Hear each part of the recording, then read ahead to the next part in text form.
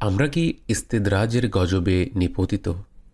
প্রিয় ভাই বোনেরা, মাঝে মধ্যে ভাবতে ভাবতে আমরা যেন একটু অবাক হয়ে যাই। এই যে আল্লাহ তাআলার এত নাফরমানি করছি, সর্বপ্রকার গুনাহে লিপ্ত হচ্ছি, তবুও তো খেয়ে পড়ে বেশ ভালোই দিন কাটাচ্ছি। কোনো বিপদ আপদ নেই, উপার্জনের ঘাটতি নেই, বড় কোনো রোগবালাই নেই। মৌসুম পরিবর্তনের সাথে সাথে আনন্দেরও নানা উপলক্ষ তৈরি হচ্ছে। এত পাপ করা সত্ত্বেও আল্লাহ তাআলা তো আমাদের ওপর বেশ ভালোই রহমত করছেন। কিন্তু আসলেই কি তাই? আল্লাহ তাআলা কি সত্যিই আমাদের ওপর রহমত করছেন, নাকি আমরা ইতোমধ্যে গজবেই হাবুডুবু খাচ্ছি?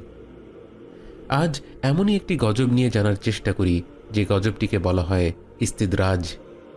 আল্লাহ তাআলার একটি পবিত্র নাম হল আর রহমান। রহমান এমন রহমতকে ইঙ্গিত করে যে দয়া সর্বব্যাপী। কাফের, মুসলিম, গুনাহগার, নেককার নির্বিশেষে সবাইকে যিনি দয়া করেন, তাঁরই নাম আর রহমান। তাই আমরা যে আল্লাহ তাআলার রহমতের মাঝেই ডুবে আছি, এ কথা বলার অপেক্ষা রাখে না। কিন্তু শত শত গুনাহ ও অন্যায়ে লিপ্ত থেকেও যখন সুখ, শান্তি ও সচ্ছলতায় তৃপ্তির ঢেকুর তুলছি, ঠিক তখন সেটা কেবল রহমত আছে কিনা তাতে খুব সতর্কতা জরুরি। আরবি অভিধানে ইস্তিদরাজের অর্থ হল ধীরে ধীরে পাকড়াও করা, কিংবা কোনো কিছুকে কিছুটা ছাড় দিয়ে ধীরে ধীরে তাকে ভুলিয়ে দেওয়া। পবিত্র কোরআন ও হাদিসের পরিভাষায় ইস্তিদরাজ হল আল্লাহ তাআলার পক্ষ থেকে কোনো বান্দা গুনাহ ও পাপাচারিতায় লিপ্ত থাকা অবস্থায়ও তাকে তার ইচ্ছে মতো নেয়ামত ও রিজিক দান করা এবং তার পছন্দ মতো সব কিছু করার সামর্থ্য দেওয়া। এক পর্যায়ে বান্দার মাঝে অনুভব চলে আসে যে আল্লাহ তাআলা আমার ওপর সন্তুষ্টই আছেন। অর্থাৎ আল্লাহ তাআলা বান্দাকে গুনাহের মাঝে ছেড়ে দেন এবং অবারিত নেয়ামত দান করেন। ফলে বান্দার মনে এমন একটি ধারণা তৈরি হয় যে আল্লাহ তাআলা বোধহয় আমার প্রতি সন্তুষ্টই আছেন, না হলে আমাকে কেন কোনো বিপদ দিচ্ছেন না। ফলে ইস্তিদরাজ মানে হলো পাপ করা সত্ত্বেও যখন আল্লাহ বিপুল নেয়ামত দেন, যেন বান্দা উদাসীন হয়ে আরও গাফিল হয়ে যায় এবং শেষ পর্যন্ত কঠোর শাস্তির যোগ্য হয়। নাউযু বিল্লাহ। অথচ সেই বান্দা ইতোমধ্যে গজবের শিকার হয়ে গিয়েছে। সোজা ভাষায় বললে, গজব না দেওয়াটাই যখন গজব হয়ে দাঁড়ায়। কারণ পবিত্র কোরআনে আল্লাহ তাআলা বলেন, وَإِذَا مَسَّ الْإِنسَانَ الضُّرُّ دَعَانَا لِجَنبِهِ أَوْ قَاعِدًا أَوْ قَائِمًا فَلَمَّا كَشَفْنَا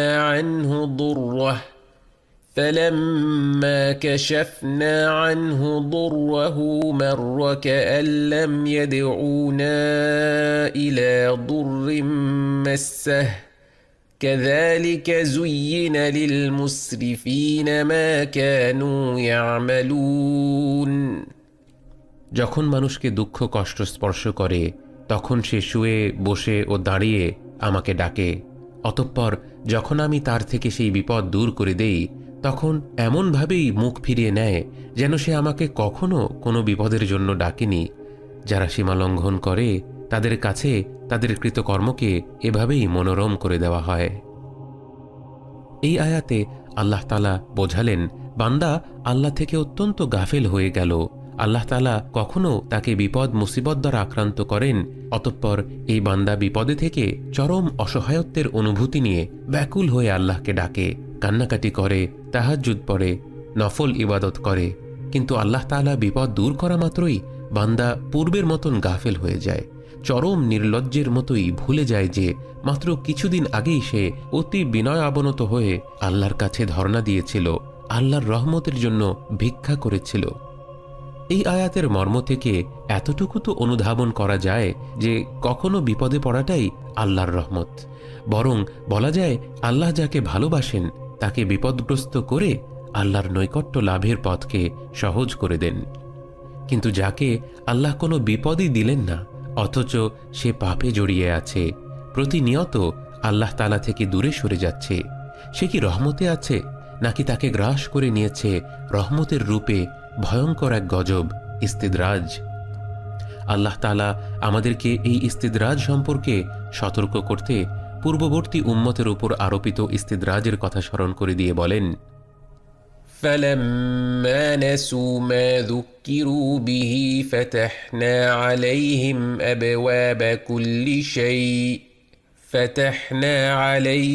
أبواب كل شيء حتى إذا فرحوا بما أوتوا أخذناهم بغتة فإذا هم مبلسون।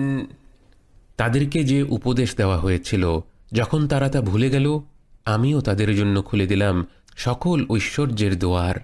তাদেরকে দেয়া সুখ ঐশ্বর্যের আতিশয্যে একসময়ে তারা উল্লাসিত হয়ে উঠল। তখন আমি হঠাৎ তাদেরকে পাকড়াও করলাম, এতে তারা হতাশ হয়ে গেল। উক্ত আয়াতের ব্যাখ্যায় রাসূলুল্লাহ সাল্লাল্লাহু আলাইহি ওয়াসাল্লাম বলেন, ইযা রাআইতা আল্লাহু ইউতিল আবদা মিনাদ দুনিয়া আলা মাআসিহি মা ইউহিব্বু ফাইন্নামা হুয়াল ইস্তিদরাজ। যখন তুমি দেখবে যে আল্লাহ তাআলা কোনো বান্দাকে তার পাপের পরও দুনিয়ার যা কিছু সে ভালোবাসে তাকে তাই দান করছেন, তখন জেনে রেখো এটা আসলে ইস্তিদরাজ। আমরা একটু গভীরভাবে চিন্তা করলেই বুঝতে পারি, যখন খুব বিপদে পড়ি কিংবা চরম অভাবে দিন কাটাই, তখন আল্লাহকে ডাকার সময় গভীর আবেগ অনুভব করি, আমি অতি অসহায় ও দুর্বল। এই বোধ অন্তরে ধারণ করে কায়মনোবাক্যে আল্লাহকে ডাকি। মহান রবের কাছে নিজেকে সঁপে দেই এই উপলব্ধি নিয়ে যে আমি একমাত্র তাঁরই বান্দা, আল্লাহ ছাড়া তো আমার আর কেউ নেই। এরপর যখন সুসময় ফিরে আসে, কিছুদিনের মধ্যেই যেন আমরা আল্লাহ তাআলার থেকে ছুটি নিয়ে নেই, তাহাজ্জুদ থেকে গাফেল হই, যিকির আযকারের স্বাদ হারিয়ে ফেলি, দুনিয়া ও পার্থিবতায় মত্ত হয়ে পড়ি এবং অন্তর থেকে মুছে ফেলি কিছুদিন আগের সেই অসহায় বান্দার স্মৃতি। হৃদয়ে আসে না প্রকৃত আল্লাহ ভীতি। এবার ভেবে দেখুন কিংবা নিজেকে জিজ্ঞেস করুন, আসলে কোন মানুষটা রহমতের মধ্যে আছে? যে লোকটি অতি অসহায়, বিপদগ্রস্ত, দিনহীন, আর সে নিরুপায় হয়ে আল্লাহকে ডাকছে, আল্লাহর নৈকট্যতা অর্জনের চেষ্টায় মরিয়া হয়ে আছে। সে তাহাজ্জুদে আল্লাহকে পাওয়ার চেষ্টা করছে, জিকিরে আল্লাহ তাআলার পবিত্র নামের স্বাদ আস্বাদন করছে, অন্তরে কেবল আল্লাহকেই ধারণ করছে। এই অবস্থায় যদি সে মৃত্যুবরণ করে কিংবা তার এই অবস্থা যদি আরও দীর্ঘ হতে থাকে, তবে কি তার বিপদই বেশি দীর্ঘ হলো নাকি রহমত? অপরদিকে আমার অর্থ, টাকা পয়সা, বিত্ত বৈভব, সুখ স্বাচ্ছন্দ্য, সামাজিক প্রতিপত্তি সব কিছুই বেড়ে চলেছে। দুনিয়ার সব কিছুতেই আমি সফলতার মুখ দেখছি, মানুষ আমাকে খুব সম্মান করছে, কিন্তু আমি ভুলে গিয়েছি তাহাজ্জুদের স্বাদ, হারিয়ে ফেলেছি জিকিরের তৃপ্তি। আমি গোপন প্রকাশ্য বহু গুনাহে লিপ্ত, আমি নিজেকে নিয়ে গর্বিত, আমি তেমন অসহায় বোধ করছি না, ফলে আমার মোনাজাতেও সেই আবেগ আসে না। আমার ইবাদতগুলো হয়ে গেছে কেমন প্রাণহীন, কৃত্রিম কিংবা দায়সারা। একটু ভেবে বলুন তো, আমি কি রহমতের মধ্যে আছি নাকি ইতোমধ্যে গজবেই নিপতিত হয়ে গেছি? আল্লাহকে হারিয়ে ফেলার চেয়ে বড় গজব আর কি হতে পারে? কিংবা আল্লাহ যাকে হেদায়েত করতে চান না, বরং দুনিয়াতে গাফিল রেখে পাপী অবস্থায় মৃত্যু দিতে চান, তার চেয়ে বড় হতভাগা আর কে হতে পারে? ফিলিস্তিনের যুদ্ধে আহত যে বৃদ্ধ আল্লাহ আল্লাহ করছে, সে মূলত গজবে আছে নাকি যে ব্যক্তি আল্লাহ তাআলার ভালোবাসা থেকে বঞ্চিত হয়ে আরামে ঘুমোচ্ছে সে গজবে আছে? আল্লাহ তাআলা বলেন, والذين كذبوا بآياتنا سنستدرجهم من حيث لا يعلمون। আর যারা আমার আয়াতসমূহ প্রত্যাখ্যান করে, নিশ্চয়ই আমি ওদেরকে ধীরে ধীরে এমনভাবে পাকড়াও করব যে ওরা টেরও পাবে না। আসুন নিজেদের বোধকে জাগ্রত করি, আল্লাহর প্রকৃত রহমত লাভের আশায় আল্লাহর পানে ধাবিত হই, আর বেরিয়ে আসার চেষ্টা করি ভয়ঙ্কর সেই গজব থেকে যা আসে রহমতেরই ছদ্মবেশে।